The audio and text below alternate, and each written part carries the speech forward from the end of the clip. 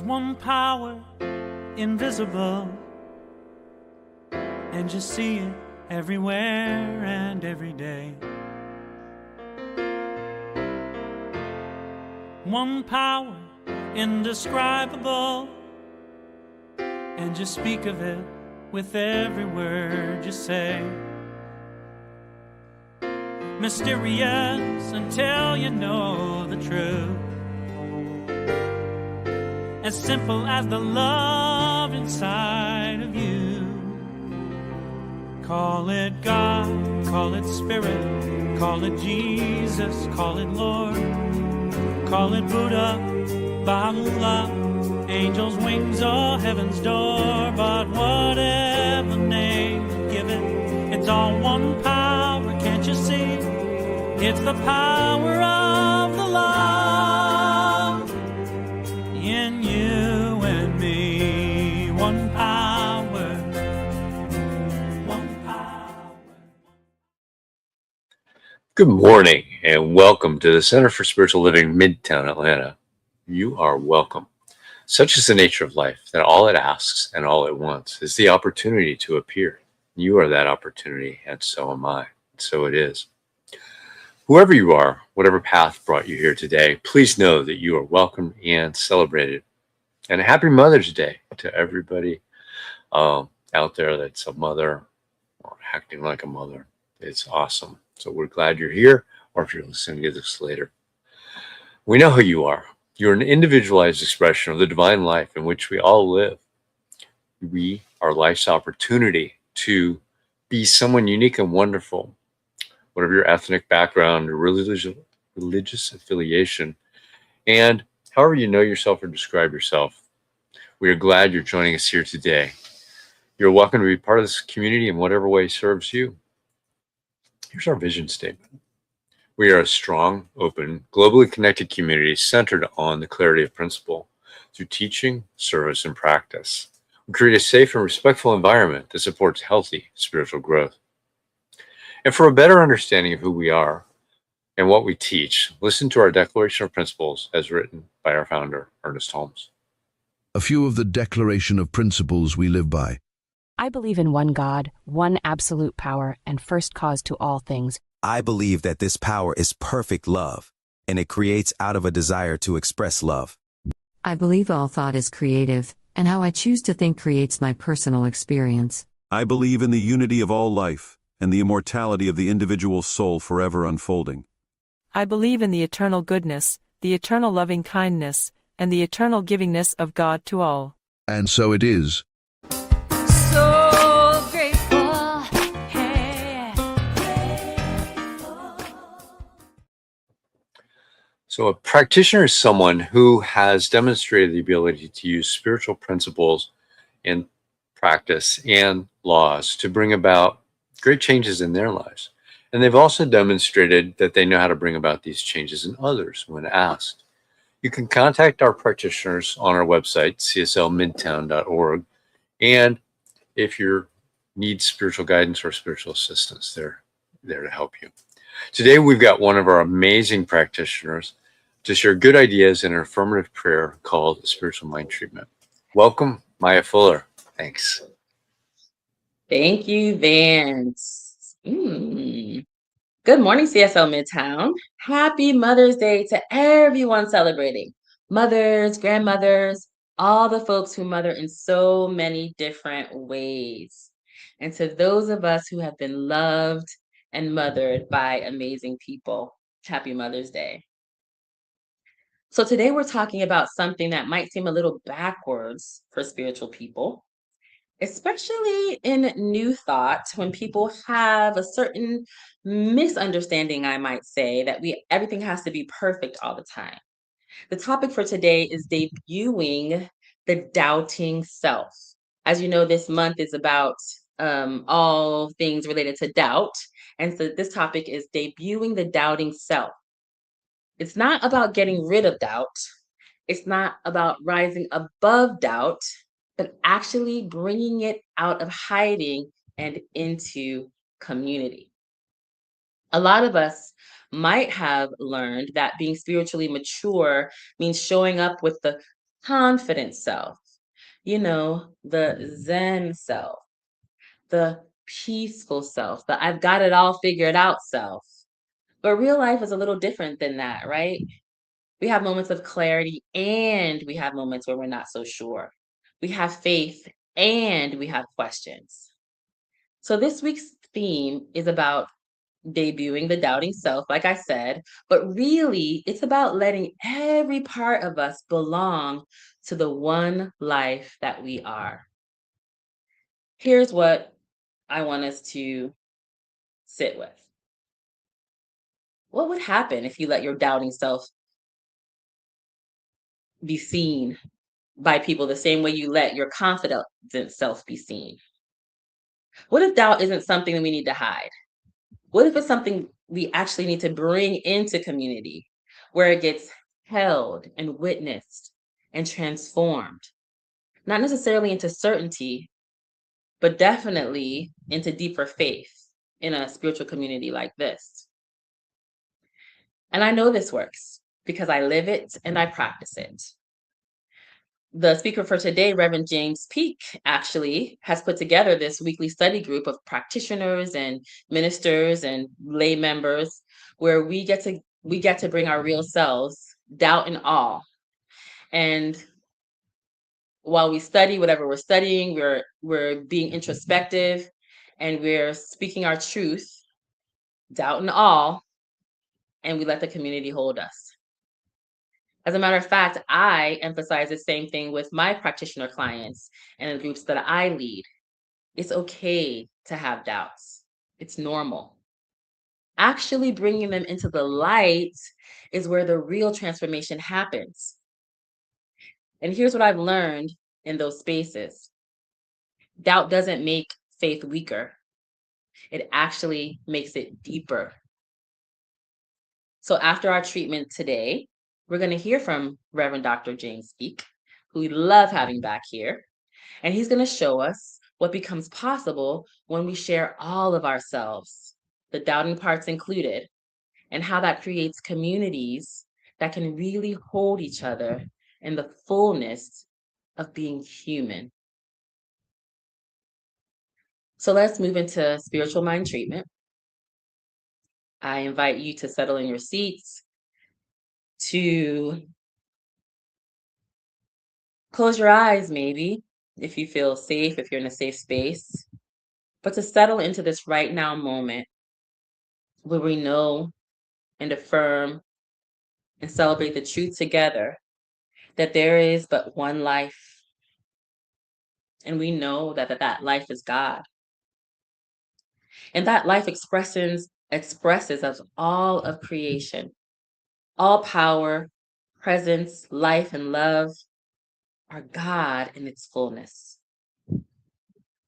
This life knows no division between doubt and faith, between question and answer, between uncertainty and trust. This is the one life that holds all things, includes all things, transforms all things.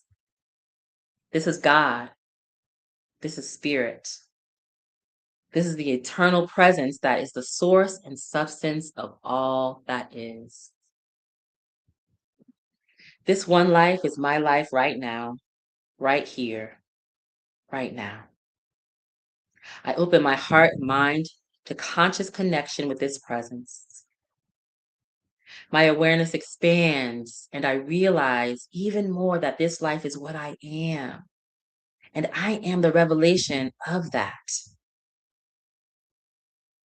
I'm not separate from this wholeness.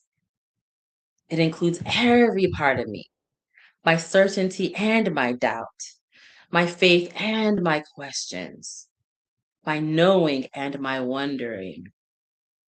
I am the full expression of divine life. Nothing excluded, nothing rejected. And so it is from this knowing that I claim the courage to debut my doubting self with the same grace I share with my confident self. So I release the belief Any belief that I might hold that spiritual maturity means hiding my questions or pretending certainty that I don't feel. I declare instead that doubt is not my enemy, but my companion on this path to genuine faith. It's part of life that leads me to faith. I share all parts of myself, including my doubt, with grace. I bring my questions into community, trusting that sharing my uncertainty is itself an act of faith. I know that when I allow others to witness my doubts, I give them permission to share theirs.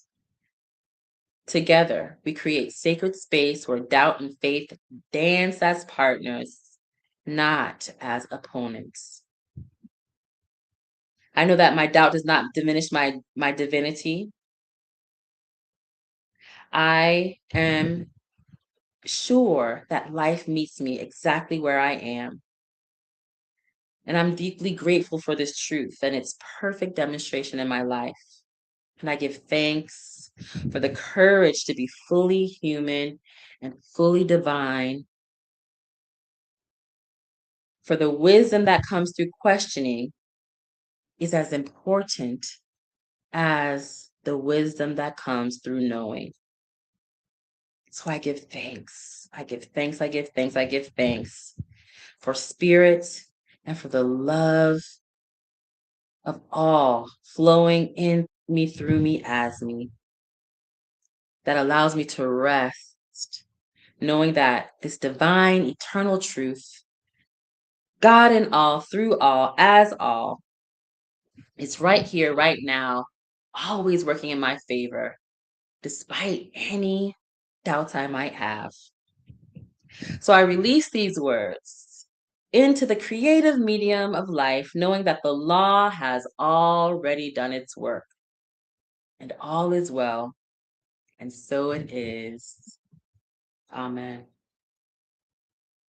And now, as we prepare to receive James Peak, who is a beloved returned visitor to our community, we move into our music for reflection.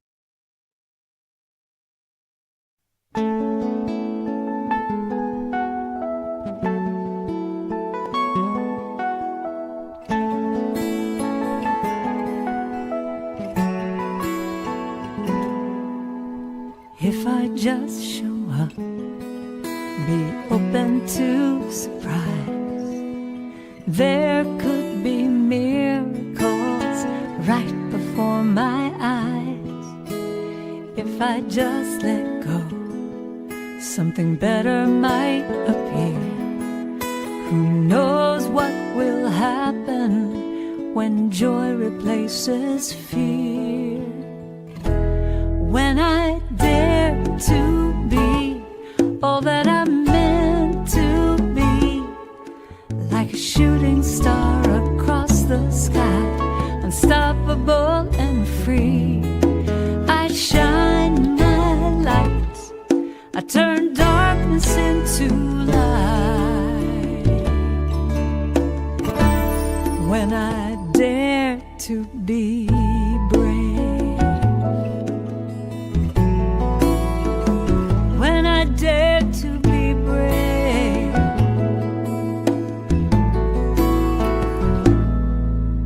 I'll trust in who I am, be bold and take a shot. Who knows what will happen when I give it all I got? Even when I'm scared, I'll step into the ring. I've got so much to offer with the gifts that I can bring. When I dare to be all that I'm meant to be, like a shooting star across the sky, unstoppable and free. I shine my light, I turn darkness into light. When when I dare to be brave. Oh, I'm brave.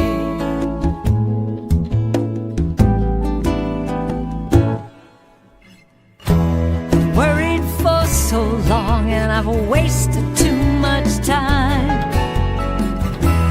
Now I'm ready to take the chance and claim what is mine.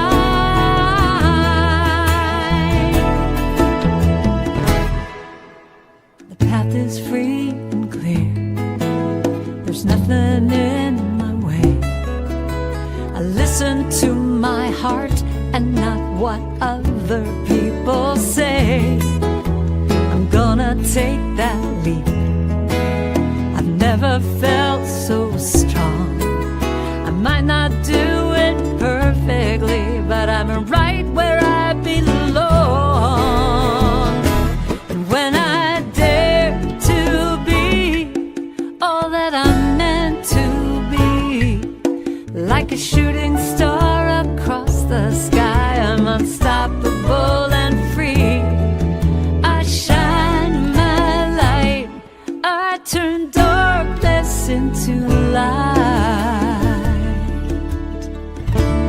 When I dare to be brave, when I dare to be brave, nothing's gonna stop me. Nothing is in my way.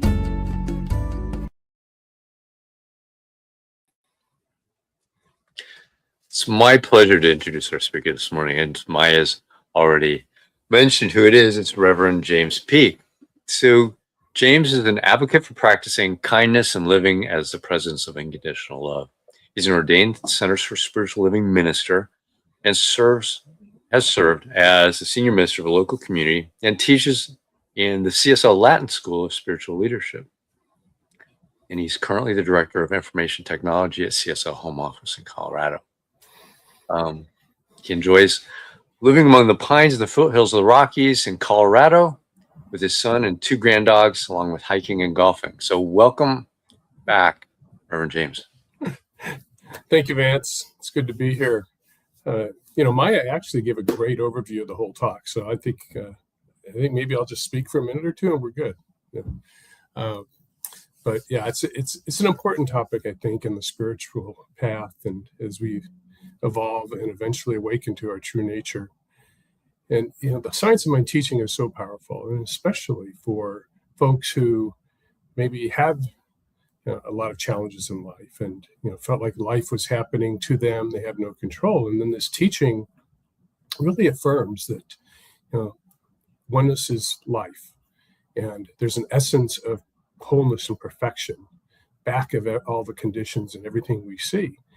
But I think there's a trap in there, and that as we're in the teaching for a while, and you may have experienced this yourself, where we can get caught up in, oh, it's all good, it's great, I'm going to show my spiritual confidence, and I can't allow anyone to see anything other than I'm this perfect spiritual manifesting machine. And yet the reality of it is that from time to time, and maybe often initially, there is some hesitation or some doubts that start to move in. We can, maybe our faith can wander or waver. And so today we're going to give that aspect, the doubting self, if you will, a proper introduction. And we're going to allow that doubting self to come out and play and dance with that a little bit and see what's the story of this doubting self, and how can maybe it actually support us in a deeper walk as spirit. So again, we're not here to silence any doubts, but to recognize that doubting and these hesitations have to be part of the wholeness that we are, for life is not divided. Ernest Holmes reminds us that the universe is not divided against itself. So there's one life, it's not divided against itself. So that must include all of our questions, any doubts we have, uncertainties. They have to be part of the one life. And sometimes I think folks can get self-judging and start to think that, well, if I'm having doubts and I'm not sure, and I'm not just taking the word of that Ernest Holmes wrote, or the word of the minister, or the practitioner as gospel, then there's something wrong. There's maybe a failure of my consciousness. Something's wrong with me. But actually, when we doubt, it's actually consciousness doing what it's supposed to do. For within us, there is a recall or a memory, and sometimes it's buried very deep because of just how life evolves. But there's a remembrance of our truth, a remembrance of our wholeness. And so these doubts are really, truly are divine, because it's consciousness ultimately wanting to reintegrate or reawaken to its true nature, to the wholeness that it is. And it's really you could think of it as a soul saying, I want to know this for myself. I don't want to just take it on blind faith. I don't want to just believe it because it was written down somewhere. It's really not spiritual immaturity to have these doubts and to wonder, because it is this impulse that drives the spiritual inquiry.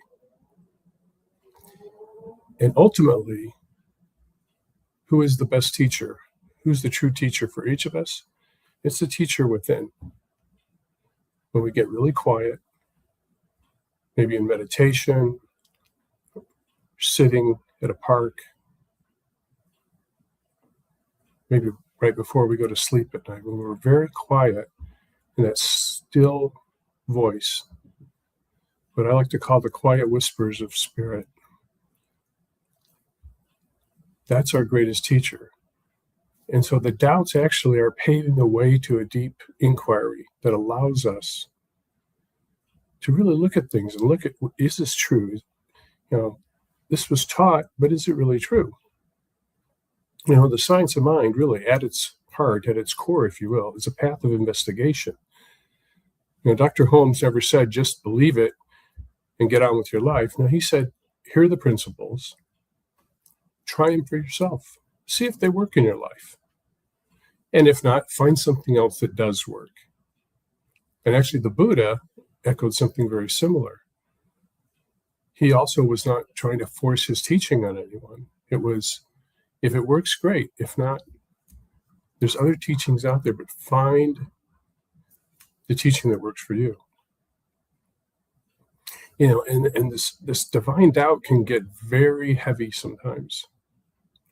So if we have built a life up, we have a foundation to our life, and we have a lot of structures and a lot of beliefs, and we're very certain about things.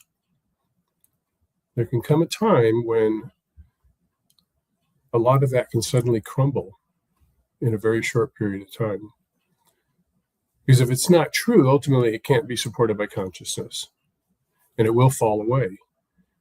And when a lot of the falling away happens at one time, it can really fill us with doubts, even spiritual depression.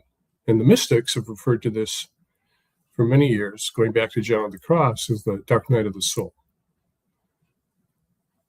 It's where we really believed this is the way life was, and it starts to fall away. And what's happening is, again, it's not a failure. What's happening is all those false beliefs, all those structures that were supporting a life that wasn't really aligned with spirit, with truth, starts to fall away so that something greater can emerge, which is our true nature. And so Holmes wrote about this and talked about this, about the wholeness, about the oneness. And it's not just a spiritual bypass cute phrase that we can use like, oh, it's all good. Because certainly there's going to be times where we may have challenges in life. Loved ones may pass away. We could experience a loss of a job or loss of direction. And we don't want to just bypass it by saying it's all good. It's okay. It's actually encouraged in those moments to have some doubts, because again, it allows us to go deeper, to step greater into the one life. If there's oneness and there really either is oneness or there isn't. We can't have a little bit of oneness, right? So if oneness is the reality of life, if there is truly one life, then that aspect of our consciousness that doubts must be part of that one life. And so there's no reason to banish it or to hide it or to put it somewhere on the shelf. For whether we use the word God, spirit, life, universe, it is present everywhere and at all times as everything. And so our doubt is part of this divine walk. It is part of this one life. Now, you may be familiar with the Science of Mind chant, that there's one life, that life is God's life, that life is perfect, that life is my life now. And if you haven't heard it or haven't used it in a while, I would encourage you at some point to just sit and put on a timer and do 3 minutes a day for a week and just see how that feels in your body. How does that show up in your demonstrations throughout the week? Because it really is the truth. One life. That life is God's life, which is everything. That life is perfect, and it's my life now. And the perfect doesn't mean that, oh, I look perfect and everything's going exactly perfect, but it's speaking to that wholeness, the essence of who we are. The spirit is perfect unto itself. It creates out of itself, and yet doesn't diminish itself. So it's always true. Even when things aren't going well, we're not sure, we're not feeling particularly spiritual, we're still of the one. We are still a unique aspect of life expressing. Just like everything we see in life, all the different forms, it's all life expressing. Now, another aspect of this, and a reminder, is that really radical inclusion is part of this teaching. Holmes taught that love is the self-givingness of spirit through the desire of life to express itself. Love points the way, the law makes it happen. There's another phrase that is simple and yet very right on about this teaching.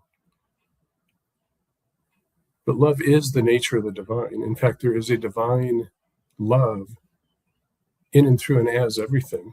It's beyond the human heart. It's beyond human sense of love, because sometimes our love in human form can be a little conditional. Sometimes it's not. Sometimes it's unconditional and very accepting. But we can be a little conditional. But this divine love is beyond any world of duality. It's a true non-dual oneness love. It's always present. And so I would like to mention too that today, there's a lot of celebration, a lot of people celebrating Mother's Day. But for everyone, growing up with their mother wasn't always a positive experience. And so if you are someone who had challenges or may still be having challenges around this idea that we celebrate mothers, just know that that divine love is always present. And as you open to it, it will envelop you and remind you that you're loved, that you are whole, and that you are complete. So what we're getting at here is that the invitation or the opportunity is not to fix the doubting self or to try to banish it, but to love it into belonging, to eliminate that hesitation, eliminate that sense of stepping back. I don't know if I really want to go there. Can I really question a teaching, or can I question a relationship? Can I question life? Though it's imperative that we lay down our resistance. Because as we know, life mirrors back to us, right? Life mirrors back to the thinker what they put into it. Paraphrasing Holmes, but what we resist in ourselves, we project outward. Just like if we are enveloped in love and we're being the presence of love, we're going to project love in the world. And the challenge is that if we banish this doubting self, if we say, no, it may be part of me, but I don't want to dance with it. I don't want to look at it. I'm just going to hide it away. It doesn't go away. It's still there. And eventually, that energy is going to come out sideways. It'll show up as judgment, it can show up as bitterness, and even brittleness, where it starts to shake the foundations of our faith. Because it needs to be seen and heard, just like all the other aspects of who we are. Seen, heard, and loved. So when we welcome in this doubting self, again, it's not a sign of weakness, but it's a spiritual practice that helps to integrate all of our aspects and return us to the wholeness that we are, that sometimes we forget. So again, it's not an act of spiritual regression if we're welcoming in this this doubting self, if we're working with it. But it is this act of integrating and reminding us that we're whole and complete. Again, not in a spiritual bypass way, not in a, oh, it's all good and I don't want to look at it, but in an honest way. And ultimately, by allowing this aspect of ourselves to be seen, to acknowledge it, be seen, it's really an act of liberation. Not only for ourselves, but for others. Whether it's a community that's spiritually based, such as Midtown, whether it's our community with our family, our community at work, maybe a club we belong to. We're in many communities. And the beauty of it is that when we are willing to be open and honest, including debuting the doubting self, we give permission. And people may not pick up on this consciously, but it may be unconscious. But we're giving permission to everyone around us to also stop pretending, to stop putting on the show, to stop having to have the perfect mask. And when all of that falls away, that's when we really have community, because it's built on our shared honesty, our openness, our love.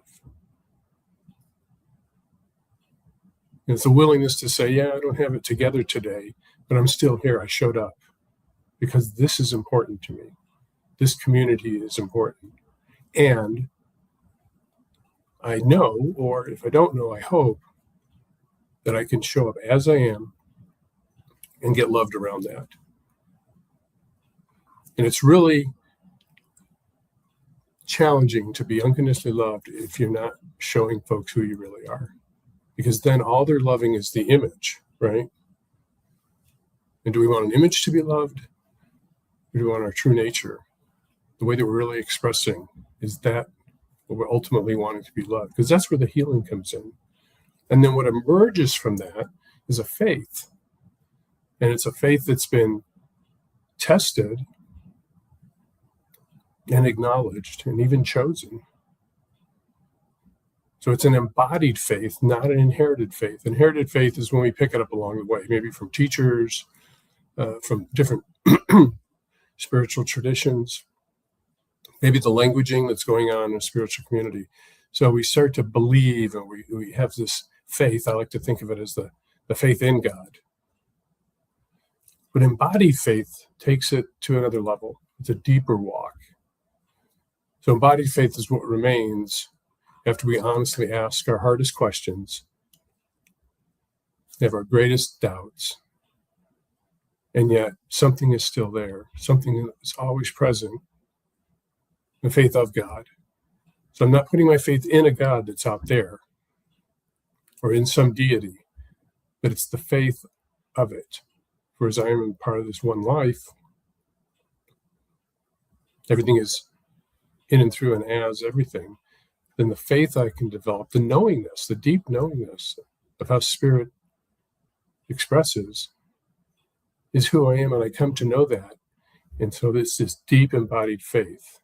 It's, again, it's not a pie in the sky, oh, it'll all work out, but it's a knowingness that at any moment, regardless of the condition going on, there's that essence of wholeness. And so I can doubt the external, and yet the wholeness is still there.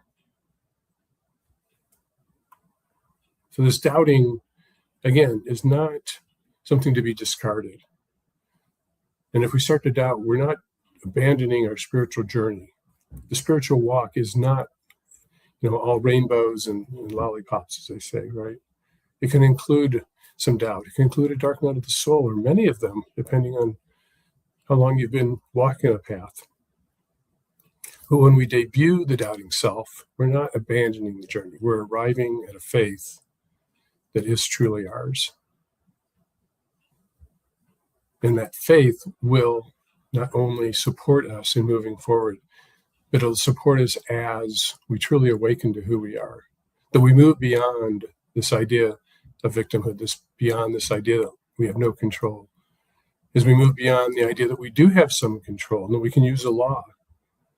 As we begin to open up and have life move through us, we can move into that perspective, and ultimately, even that level of separation can fall away, where we just show up. Again, the deep knowingness, the deep faith that we are the presence, that we are an aspect, an expression of this one life. So I just want to remind you, you don't have to project a perfect finished self all the time, even anytime.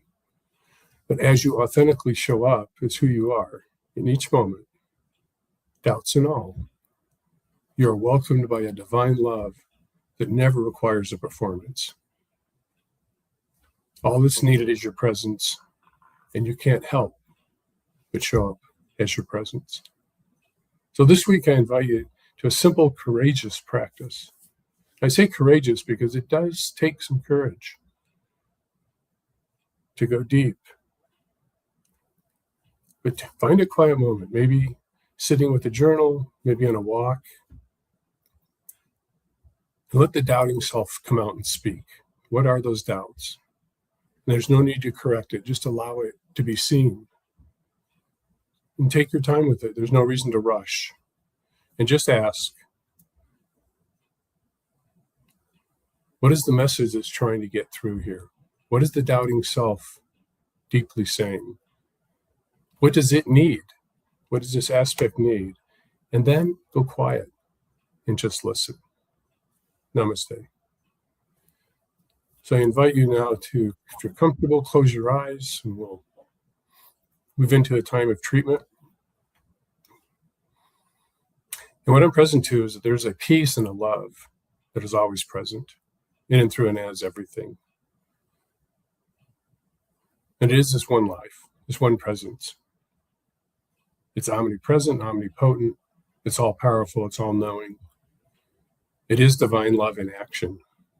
It is the miracle of the non-physical showing up as a solar system, as a planet, as plants, animals, humans. It is truly a spiritual miracle, and yet it's reality. And if there is this one life, it must be true that myself, here, James, and all who are within the sound of my voice, whether they're live right now or listening later, are of this one life. That regardless of perception, there is no separation. That all the words and the qualities that we use to describe God, life, spirit, is who we are. It must be by our very nature. For life does not create something that does not have the essence of life. It's impossible. It would have to break it off and be separate. And I affirm and know here today there is no separation. That there is this love, and this love can envelop and allow the doubting self to come forward, to question, and ultimately to hear answers that allow for a deeper walk in life. And just knowing that there is full support for this type of curiosity, for this type of doubting. I give thanks that there is this aspect of life that supports us in our doubts and ultimately leads to an awakening of a deeper understanding, a deeper spiritual truth, a deeper perspective. I also give thanks for having had this moment in time here now to speak these truths. Nothing I have said here changes anything about God or life, but we're simply recognizing what is always so, always present. And so just letting this treatment go into that law, there's nothing more to do. We simply let it be. We let it go. And so it is. Amen.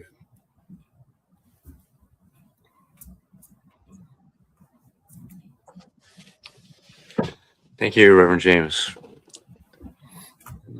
Treatment, that talk, doubt, moving forward. So, all right, now it's time for our new minister's sacred covenant, and we'll see James over on Zoom shortly. So, if you would, you can read this with me. There's only one life. This life is good. This life is God. This life is my life now. And knowing that I am one with this life that is God, I therefore know that I am one with all of its blessed expressions, which includes the presence of a new minister for my beloved spiritual community. Because I know that the highest purpose of my new minister is to express spirit, I therefore know my new minister is a revelation of spirit as principle. I further know that my new minister is a fulfillment of that which has been promised by God, for it is written, principle is not bound by precedent. It operates according to law and is always available to those who are willing to align themselves with it. As I stand in agreement with my beloved community, I see my new minister before me as inspiring spiritual oneness through wisdom, love, and authenticity. I now intend to experience my new minister in full cooperation and agreement with my community, knowing this truth about myself. I am inspired to live as love in the expression of principle. I am awakening the wisdom within me by clearly communicating the principles of spirit, universal truth. I am a conduit of divine love, wisdom, and healing energy, recognizing the inherent wholeness within all beings. I'm offering teachings, classes, and mystical studies grounded in spiritual principles to cultivate inner wisdom, personal transformation, and emotional living. I'm extending the love, compassion, and transformative power of spirit into wider community, fostering connections that heal, uplift, and support individuals in their unique journeys. As I now accept the highest expression of a new minister into my life, I know that they will be revealed in a way that will express spirit and serve the highest and greatest good of all who are touched by their presence. I'm grateful God is gracious, and so it is. And now it's time for our conscious giving. And you can donate online at cslmidtown.org/donate. We appreciate every one of you who donates regularly. And for those of you that are fed by this teaching, by these ministers that we bring in to speak every single week, if you're not already giving, please consider doing that. You can also scan the QR code on the screen. So here's our affirmation of prosperity. I live in a universe of abundance. As I freely and joyfully give, I join in the divine flow. And all that I share with life returns to me multiplied abundantly. And so it is. So, continuing this month of divine doubt, we have with us Reverend Dr. Robert Brzezinski Nesqui, the silence we agreed to keep, what we don't say in church. Interesting. So, and then at 10 a.m. every Sunday, if you are interested in diving deeper into what the Science of Mind principles are, our adult study group is going over the Science of Mind textbook, thick book, that is the basis of what we teach. They meet at 10 a.m. on Zoom. You can go to cslmidtown.org, scroll down to the bottom. There's a Zoom link with a code to get into the Zoom room and have the discussion with them. You don't have to have read what this week's reading was to participate. So with that, if you're not already on Zoom, you can come join us over there for a discussion with Reverend James after this. So let's do our affirmation of life. I leave this place now knowing something better than I knew before. I go forth into the world with a heart full of love and a mind full of good sense. I look at the world in a greater way, knowing that I have within me everything I need to create the life I desire. I give thanks for this understanding, and I am grateful for the spirit of life that lives through me. So it is. Have a great week, everyone.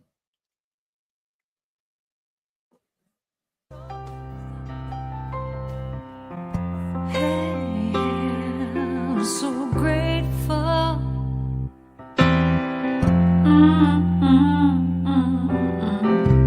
I'm so grateful.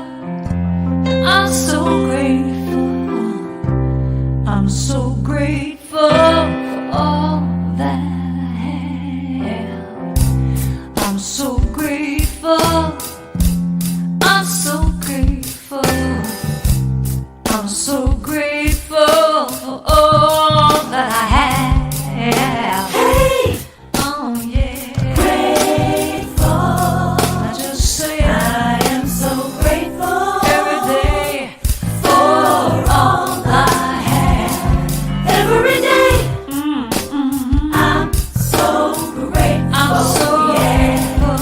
I'm so grateful for all I have. Every day, every day I say it. Grateful, how I'm grateful every day. Oh yeah, I am so grateful. Oh yeah, I'm so grateful.